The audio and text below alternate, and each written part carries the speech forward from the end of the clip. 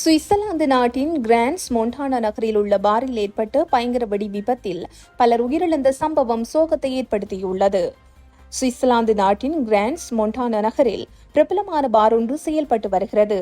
இங்கு ஆங்கில புத்தாண்டை கொண்டாடி மகிழ ஏராளமானோர் கூடியிருந்தனர். அதிகாலை 1:30 மணிக்கு திடீரென பயங்கர வெடி விபத்து ஏற்பட்டது. அங்கிருந்தவர்கள் அலறி அடித்துக் கொண்டு ஓட்டம் பிடித்தனர். தீயணைப்பு படையினர் நீண்ட நேரம் போராடி தீயை அணைத்தனர். இந்த சம்பவத்தில் பலர் உயிரிழந்ததாகவும் பலர் பலத்த காயமடைந்து மருத்துவமனையில் அனுமதிக்கப்பட்டதாகவும் முதல்கட்ட தகவல்கள் வெளியாகியுள்ளது.